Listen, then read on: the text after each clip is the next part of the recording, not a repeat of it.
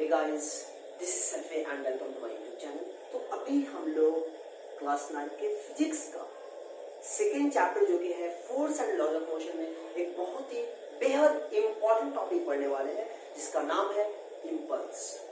और अभी हम लोग देखेंगे कि इम्पल्स क्या है, इम्पल्स का मैथमेटिकल डेरिवेशन क्या है, ये सारा का सारा हम लोग इस वीडियो में देखने वाले हैं। तो वीडियो बहुत ही इंटरेस्टिंग होने वाला है, तो कंडीशन है कि हमारे साथ बने रहिएगा और वीडियो को एंड तक देखिएगा। आइए हम लोग स्टार्ट करते हैं अपना सेशन। टॉपिक हमारा है इम्पल्स। अब मैं बताना चाहूंगा कि इम्पल्स आखिर है क्या। दरअसल इम्पल्स भी मैं आपको बताना चाहूंगा एक तरह से मोमेंटम की तरह ही है। एक्चुअली है मोमेंटम नहीं, लेकिन मोमेंटम की तरह है। अब कैसे ये भी मैं आपको बताऊंगा, लेकिन अब समझना है कि इम्पल्स सर आप बताना आखिर क्या चाह रहे हो। तो आपने बचपन में पढ़ा था Newton second law of motion, पढ़ा है ना? क्या Newton second law of motion कहता है? F equal ma? बिल्कुल नहीं। Newton second law of motion में क्या कहते हैं न्यूटन साहब कि the force applied on any body is directly proportional to rate of change of momentum. यही लिखा। तो यहां पर मैं देखिए, मैं इम्पल्स के बारे में बताना चाह रहा हूं। यहां लिखिए क्या, from Newton's second law of motion, second law of motion क्या है? F इक्वल है del P by del T। यही है force equal del P by del T। में एरो का देने का मतलब यह है कि ये वेक्टर क्वांटिटी है। आप जानते हो फोर्स वेक्टर क्वांटिटी है, मोमेंटम वेक्टर क्वांटिटी है। तो Newton second law of motion में कहता क्या है कि F equal del P by del T। ये है Newton second law of motion. अब जरा बॉर्ड फॉर्माइएगा, अगर मैं इसको क्रॉस मल्टीप्लाई करता हूं तो क्या आएगा? F into del T that equal del P। तो Newton second law of motion में हमें कुछ इस प्रकार आता है। और ये इंपल्स दरअसल क्या होता है वो बताना चाहूंगा। ये इसको हम लोग इंपल्स मोमेंटम थ्योरम भी कहते हैं। It is impulse, it is impulse momentum theorem, momentum theorem. और ये थ्योरम क्या कहता है? This theorem states that, this theorem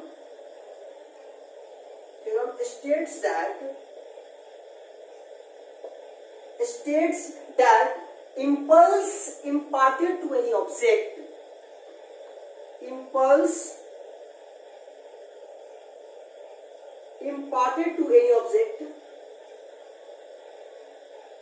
imparted to any object is equal to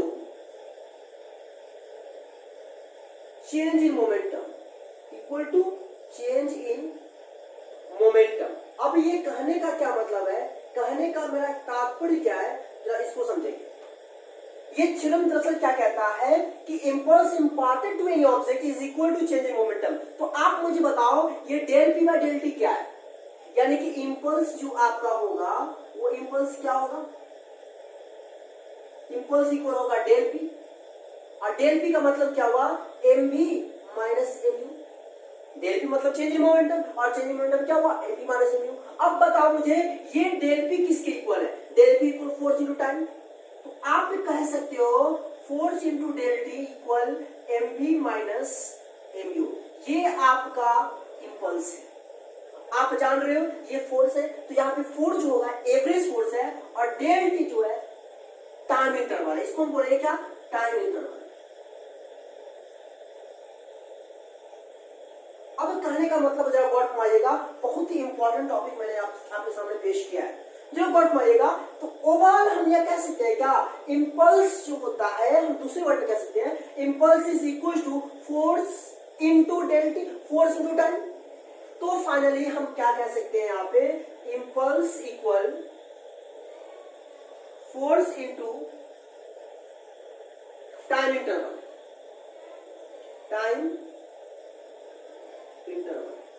यानी कि फाइनली हमारा क्या हुआ कि force into impulse equal force into time भी हो सकता है, और वो फोर्स इंटू टाइम क्या होता है, चेंजिंग मोमेंटम। और दरअसल ये चेंजिंग मोमेंटम कहने का क्या मतलब है उससे पहले मैं आपको एक बात मैं आपको बात बताना चाहूंगा। मैंने कुछ देर पहले क्या कहा है कि इंपल्स भी एक तरह से मोमेंटम है। बेसिक मोमेंटम है, देखिए तो इंपल्स इक्वल चेंजिंग मोमेंटम। तो आप जानते हो ना कि ये फोर्स, और मैंने अभी कहा फोर्स इनटू टाइम इंटरवल। तो फोर्स का डायमेंशन, फोर्स का यूनिट क्या होता है? KG metre per second square into time interval क्या? सेकेंड। तो एक सेकेंड से एक सेकेंड कैंसिल हो जाएगा, फाइनली क्या आएगा? KG metre per second. दिख रहा होगा? चलिए, तो आपका यहाँ पे केजी मीटर पर सेकेंड आया, और आप जानते हो बचपन से कि केजी मीटर पर सेकेंड किसका यूनिट होता है? ये तो मोमेंटम का यूनिट होता है। तो आप मुझे बताओ, ये मोमेंटम कितना हो गया ना? तो impulse important to any object is equal to change in momentum. और ये चेंज इन मोमेंटम दरअसल कहने का क्या सेंस है, मैं ये बताना चाहूंगा। आप कभी देखे होइएगा कि यहाँ पर मैं बता रहा हूँ change in momentum equal force in time, मैं बोला हूँ। आपने कभी नोटिस किया होगा कि क्रिकेट प्लेयर जो होता है, जो विकेट कीपर होता है, वो विकेट कीपर जो बॉल को कैच करता है, बॉल को पकड़ता है, तो उसमें आपने देखा हो क्या होगा, अपने हैंड को बैक ले आता है, लाता है। तो आप मुझे बताओ, यहां पर बॉल आया और यहां से यहां तक आया, इसका क्या मतलब? यहां पर मोमेंटम और यहां पे मोमेंटम।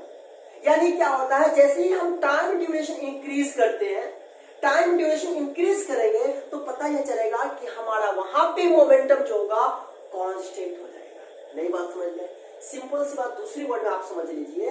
जैसे ही हम लोग बॉल को कैच करते हैं, तो अपने हैंड को पीछे करते हैं। ये पीछे करने का मतलब क्या हुआ कि जितना आप टाइम इंटरवल ज्यादा लगाओगे, उतना आपका वहां पर वेलोसिटी डिक्रीज करेगा, और जब वेलोसिटी डिक्रीज करेगा तो वहां पे फोर्स बहुत कम लेगा। इस कारण से क्या होता है कि क्रिकेट प्लेयर जब बॉल को कैच करता है, तो अपने हाथ को पीछे करता, इसलिए करता क्योंकि उसको फोर्स, उसके हाथ पे फोर्स न लगे, हाथ में चोट नहीं लगे। बात समझ में आ रही है ना? नहीं, एक बार और समझिए।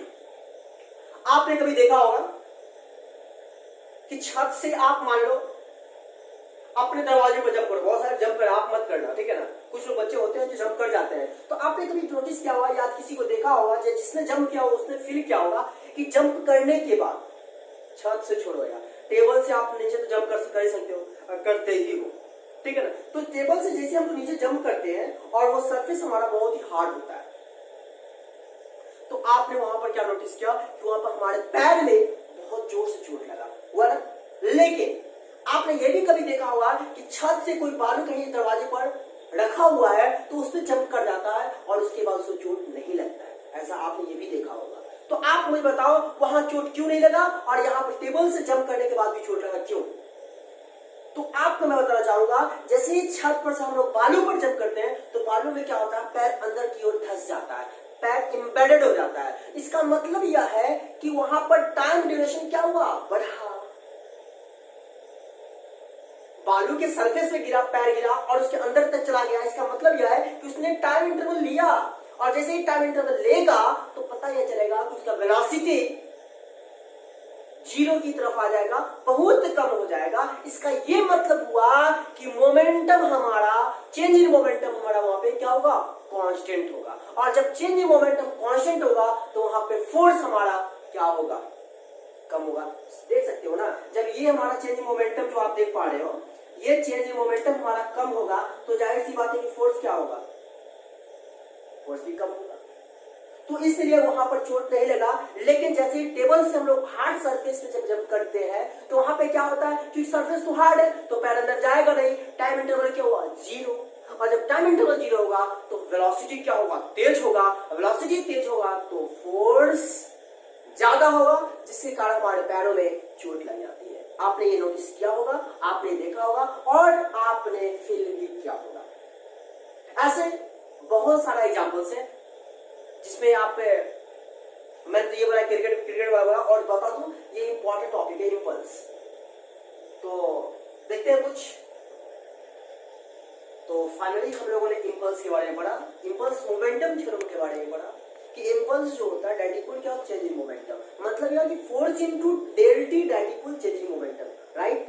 ये हम लोगों ने पढ़ा इंपल्स के अबाउट। तो जब इंपल्स के अबाउट हम लोगों ने पढ़ा, तो ये हमारा राइट बनता है। और ये वाजिब भी है कि जब उसके बारे में पढ़ा तो उससे न्यूमेरिकल्स, उससे रिलेटेड न्यूमेरिकल्स भी बनाना हमारा राइट है, हमारा कर्तव्य है। तो आइए उसी पैटर्न पे, उसी थ्योरम पे, उसी फॉर्मूला के आधार पे, तर्ज पे हम लोग दो क्वेश्चन को सॉल्व करेंगे। क्वेश्चन नंबर फर्स्ट क्या है, जरा गौर मारिएगा। 650 kg rocket is to be speeded up from 40 metre per second to 520 metre per second in outer space. If the thrust of the engine is 1200 newtons, for how long must the engine be fired? मतलब यह कि कहा जा रहा है क्या कि एक रॉकेट है जिसका मास है 650 kg और उसमें स्पीड जो है अप किया गया है 440 metre per second to 520 metre per second.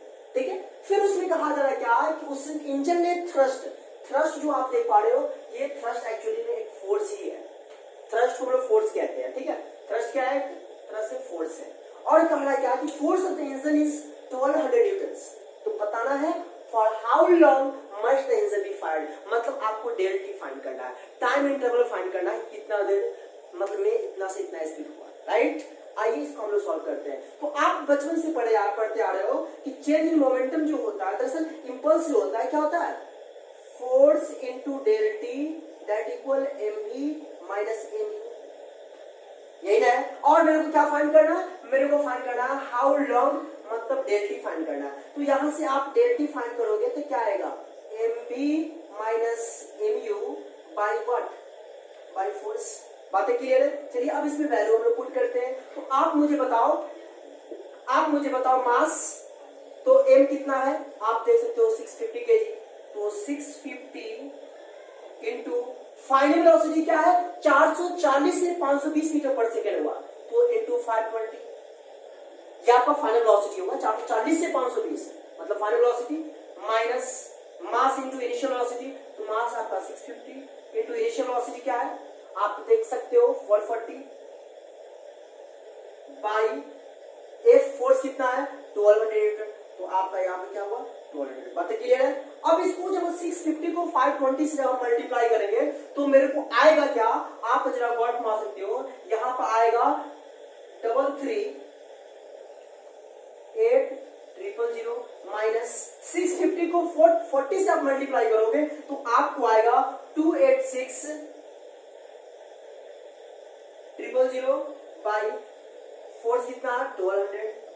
अब जब इसको हम सब्ट्रैक्ट करेंगे तो मेरे को क्या आएगा, आप बता सकते हो। इसको जब हम सब्ट्रैक्ट करेंगे तो आएगा मेरे को क्या 52000 बाई 1200। अब जरा देख सकते हो आप, 2 0 से 2 0 कैंसिल होता है और 2 से काट दो, 2 6 12, 26 गुना 52 260 और 6 से कटेगा क्या, ये नहीं कटेगा, 2 से काट दो, 2 3 6 13 2 26 130, 130 बाई कितना आया 3, और 130 बाई 3 जो हो गया आपका सेकेंड हो गया, और लगभग आपका इतना ही आंसर होगा। आप बातें समझ में आ रही है क्या मैं कर रहा हूँ, एक मिनट फिर से एक बार देख लेता हूँ। 52000 बाई 1200 हमारा फोर्स है, राइट। जब इसको हम डिवाइड करेंगे 3 चौक 12, लगभग आप डिवाइड करोगे, ठीक है ना, वही कुछ आंसर होगा 286, ठीक है। चलिए अब तो आप देख सकते हो, इसको लगभग आप डिवाइड करोगे तो आपका क्या आएगा 43 लगभग आसपास में आएगा, तो क्या सकते हैं 43 सेकेंड, और ये हमारा आंसर हुआ। ये फर्स्ट क्वेश्चन का आंसर आपके सामने हाजिर है। उम्मीद है बातें क्लियर है ना। देखिए मैंने कुछ अप्लाई नहीं किया, बस force into del T that equal mv minus mu, ये आपका इंपल्स होता है, आप जानते आ रहे हैं। मैंने डेल टी मेरे को फाइंड करना, डेल टी निकाल दी और मल्टीप्लाई किए, आपके सामने 43 सेकंड जो है वो रिजल्ट आया। इसको अब इरेज करते हैं ये, और अब हम देखते हैं सेकंड क्वेश्चन जो है क्या कर रहा है, और फिर इसका आंसर भी देखेंगे। चलिए गुड, तो इस तरीके से हमने फर्स्ट क्वेश्चन का आंसर दिया। अब चलते हैं नेक्स्ट क्वेश्चन की ओर। नेक्स्ट क्वेश्चन हमारा क्या कर रहा है, आइए गौर घुमाते हैं। A 0.10 kg ball is dropped onto a tabletop. The speeds of the ball right before hitting the tabletop and right after hitting the tabletop are 5 meter per second and 4 meter per second respectively. If the collision between the ball and the tabletop lasts 0.15 second, what is the average force exerted on the ball by the tabletop? बहुत ही बेहतरीन question है, आप देख पा रहे हो, ये आपका तो मास हो गया। क्लियर है बातें। चलिए, ड्रॉप किया जा रहा है टेबल टॉप पे, जिसने कहा है क्या, speed the ball right before hitting the table top are 5 metre per second, और हिट करने के बाद जो स्पीड हो रहा है वो दरअसल आपका 4 मीटर पर सेकेंड हो रहा है। बातें समझ में आ रही है? तो अब मैं आपको बताना ये चाहूंगा कि आपका 4 जो हो गया ये फाइनल वेलोसिटी हुआ। 4 क्या हुआ? Final velocity. आपका देखो यहाँ पे मास कितना हुआ? मास 0.10 केजी। ओके, आपका फाइनल वेलोसिटी क्या हुआ? फाइनल वेलोसिटी आपका 4 मीटर पर सेकेंड। ओके, फिर उसके बाद इनिशियल वेलोसिटी क्या हुआ? 5 मीटर पर सेकेंड। लेकिन आपको मैं बताना चाहूंगा यहाँ पे 4 मीटर पर सेकेंड और 5 मीटर पर सेकेंड क्या हो रहा है? यहाँ पे दोनों का डायरेक्शन जो है अपोजिट है। जब डायरेक्शन अपोजिट होता है तो वहां पे हम लोग निगेटिव देते हैं, इसलिए इनिशियल वेलोसिटी जो होगा आपका निगेटिव होगा। आप कहोगे निगेटिव सर क्यों? क्योंकि 5 मीटर पर सेकेंड जो गया है डाउनवर्ड गया है और डाउनवर्ड को हम निगेटिव लेंगे, क्योंकि कोलिजन होने के बाद क्या होगा? बॉल ऊपर आएगा। कोलिजन होने के बाद बॉल ऊपर हुआ तो फाइनल वेलोसिटी हुआ। तो फाइनल वेलोसिटी तो अप में हुआ, क्योंकि इसको हम गिरा रहे हैं। टेबल टॉप को जब स्ट्राइक करेगा तो बॉल कहां जाएगा? ऊपर जाएगा। तो ऊपर जाने वाला वेलोसिटी आपका 4 है, नीचे जाने वाला स्पीड क्या है? 5 मीटर पर सेकेंड है। तो आप जरा सोचिए यहाँ पे दोनों का डायरेक्शन क्या हुआ? अपोजिट। सो हम यहाँ पे इनिशियल वेलोसिटी जो होगा निगेटिव लेंगे, क्योंकि फाइनल रिजल्टेंट तो हमारा ऊपर जा रहा है। ठीक है, और यहाँ पे डेल टी जो दे रहा है, मतलब हीट और ऊपर जाने के दौरान आपका टाइम जो दे रहा है कितना? 0.15 सेकेंड। क्लियर बात है? और मेरे को फाइंड क्या करना है? What is the average force, मतलब एवरेज फोर्स हमको फाइंड करना है। तो आप बचपन से पढ़ते आ रहे हो force into del T equal क्या होता है? M V minus M U. Okay, मेरे को फोर्स फाइंड करना है तो फोर्स इक्वल क्या लिखेंगे? M V minus M U by del T. Clear है? अब क्या करोगे? मास आपका कितना है? 0.10 इंटू फाइनल वेलोसिटी क्या है? आप देख सकते हो 4 माइनस फिर एम यू, तो एम कितना? 0.10 इंटू इनिशियल वेलोसिटी क्या आपका? -5 बाई उसके बाद टाइम इंटरवल क्या है? 0.15।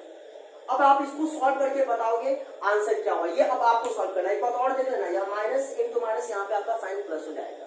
तो आपको पता लगाना है फोर्स। तो इजीली आप क्या करोगे?